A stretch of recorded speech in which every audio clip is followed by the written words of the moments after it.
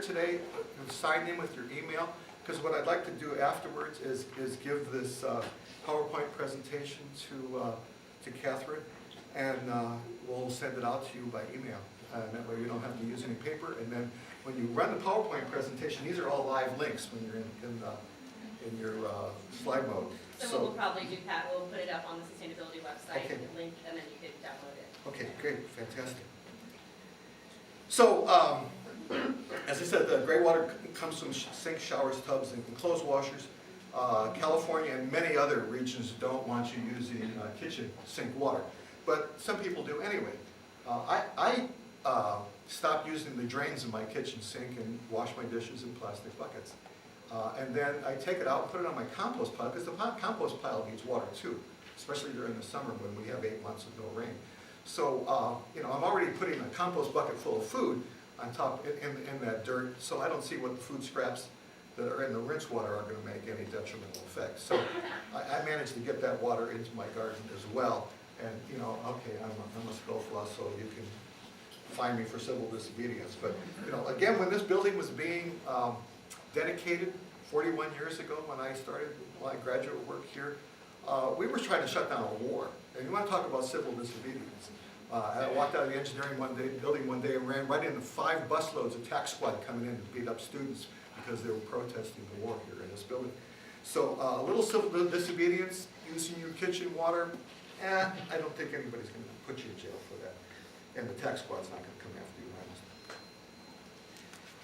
So again, here's another, you can go to the Gray Water Action, that's the legitimate now website, no more gorillas, and they'll give you all the do's and don'ts. And as I like to do, I like to mix my presentation so you're not just looking at my talking head all the time with some videos. And YouTube has many, many good videos. So let me interrupt this and give you a sense of a couple of videos. This is a really short one.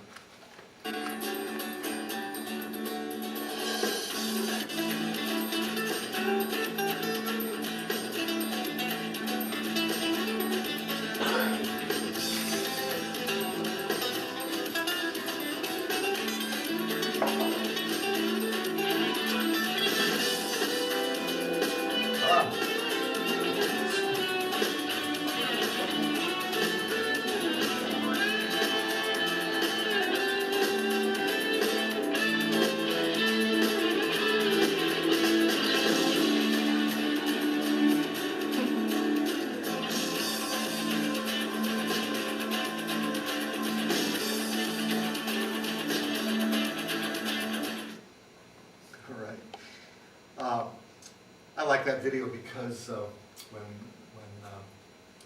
my wife was pregnant with our son about 21 years ago, we were in the middle of a drought, and every time it rained, news people would show up at my door to get a comment about the rain. Yeah, the rain's good. But I was out of town one day, and she was like 8 months pregnant, and they said, well, you were just in the paper for using only 25 gallons per capita per day. How do you do that? And so she brought them in, and she demonstrated by picking up a bucket of bath water and pouring it in the toilet. And it was just a real simple demonstration, but it got out there in the news, and everybody realized there was this. Almost anybody can do this. If a woman 8 months pregnant could do it, you could do it too. So anyway, this is a little variation on that theme. I'm not sure I like this one as much. If you already have a kitchen sink, a bathroom sink in your bathroom, this little thing is kind of an extra expense, and but it is a tool that you can use.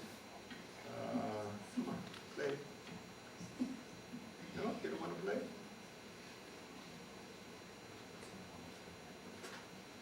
This one looks stuck. All right, let's look at that one. Basically, what this is a sink that sits on top of the toilet tank, and it hooks up to the water supply. And so when the float valve goes down, the sink turns on, you can wash your hands in the water, and the water keeps running until the sink fills up. The tank fills up just like it normally does. And it also, it's kind of a visual then of how much water goes into that toilet tank. You can actually see the water rather than be buried inside the tank, filling that tank up, so you can see just how much it takes. But they cost about $120, and like I said, Until the price of water gets way, way higher, I don't know whether that's going to be something we're going to want to do.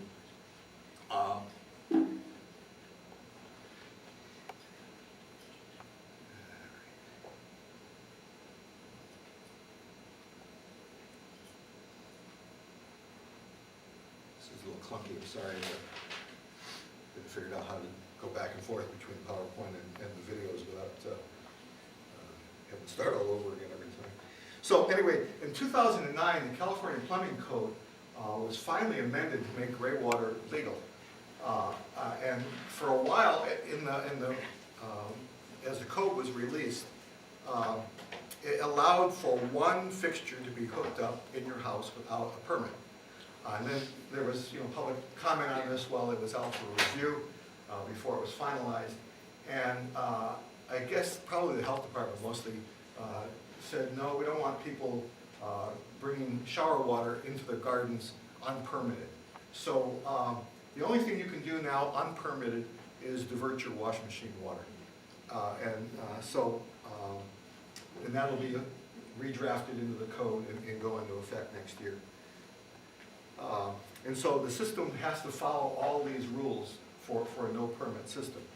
It's got to have a labeled three-way valve, so you can divert the water back into the sewer system from the garden system, and then you can only use it on landscape. You got to keep it on your property. You don't want to on your neighbor's property or share it with them. You got to have a little maintenance manual, and I guess that's the handoff to the next owner when they come around. And the water's got to be discharged under 2 inches of cover, either mulch, plastic, or stones. And then there's a whole bunch of knots. It can't contain water that's been used for washing diapers. In case you fill up your washing machine with photolab chemicals, you shouldn't do that either. I mean, that's in the code. I thought that was kind of silly. You don't want it pooling in the garden. You don't want it accessible to people or pets. So you don't want to run it into an open tub so animals can get into it or your kids can get into it. You don't want to put an external pump. You can use the pump in the washing machine to push the water out to the garden, but you can't add another pump to it. And you can't connect it to your water supply in case that's not an obvious thing. So don't run it into your plumbing. And don't cut any studs in your building or move any electrical wires while you're doing it either. So you can read the whole text of the code on the Gray Water Action website as well. And so we've got some more videos. I hope the rest of them play. If not, I'm going to have to go online and get them again. And then we can do some other adjustments to our plumbing system that actually require you to get in play with the plumbing system itself. This is a picture of the diverter from a washing machine. This is the washing machine discharge hose. And then you see how the system is labeled here. And so there's a valve that can send the water back to the sewer or off to the garden, and you can turn it on, and it's all nicely labeled so anybody who comes in after you knows how to operate that. And this picture is on the Gray Water Action website as well. We used it with their permission. And then if you're going to go into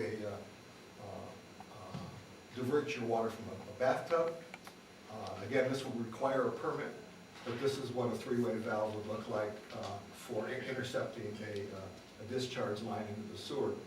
You'll have a valve again that you can put back and forth. And above the installation here, somebody with a felt tip marker just made a diagram. As the code stands now, you can't have a shower system without a permit as long as it's Right. over 250 gallons a month and it's your only single fixture. You say you can? You don't need a permit? Yeah. Okay, well, that's not what I read. I installed one through Gray Water Action through their certification. Okay. I'll go with that. Anyway, there's also for folks who want to use their kitchen sink water, if you don't have a compost pile, and I don't know why you don't if you don't live in an apartment, you can run your kitchen sink water through a box that filters out the food particles and the grease, and then separately so it's not clogging up your soil in the garden. Email with Laura, she indicated that this system doesn't work all that good. It's much better to use mulch in the ground itself rather than mess around building this little contraption. So again, we couldn't watch the sink positive. Let me see if I can get any more.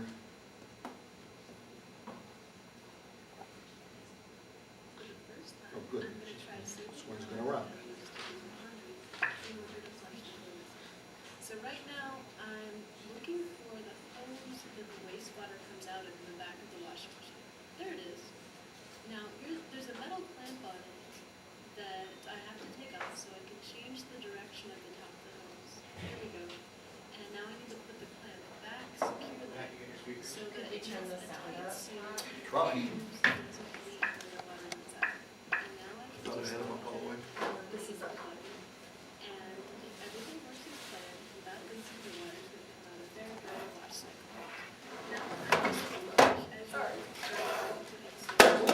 I'm trying to help. get some water going. Now, I normally like to do pretty big loads of laundry at once. It's actually more water efficient that way. You use less water per clothing item. But I realized today I'm kind of doing an experiment. I have no idea how much water is really going to come out of this thing, and I don't want the bucket to overflow. So I decided at this point that I'm going to do a smaller, medium-sized load. So I'm not going to actually put all that clothing in. And so I switch it to medium, and yeah, that looks good. So I just wash it as normal.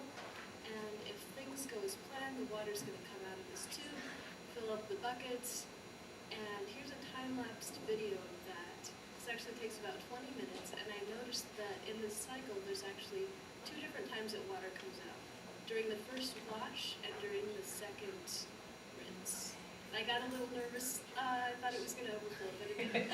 In order to get the water to the toilets, I have a pretty low-tech system. I just use buckets. So I'm drawing off the bottom so it doesn't trip all over my house on the way to the bathroom. There are actually 2 different ways to flush a toilet with a bucket. The way that I'm going to do right now is just to pour the water into the toilet tank, and then you can just flush it with the handle like you normally do. The other way is to quickly pour a bucket of water into the toilet bowl right after you're done using the toilet. I really prefer to do it this way though. There we go, now we're done.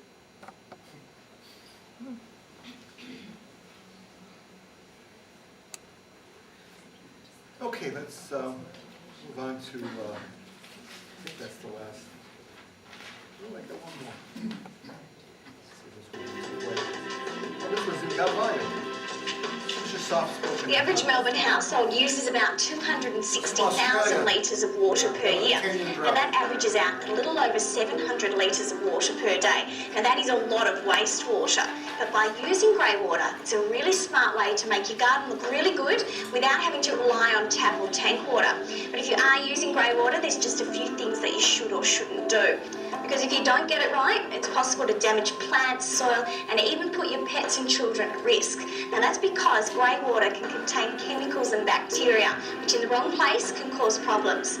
Okay, so what exactly is grey water? Grey water is the wastewater from the bath, shower, hand basin and washing machine. It doesn't include water from your toilet. Don't use kitchen wastewater, including from the dishwasher, because it has a high concentration of food wastes and chemicals which can damage soils and plants. A grey water system can be as simple as a bucket from the shower or a more complex plumber-fitted system. Before installing a permanent grey water treatment or reuse system, be aware that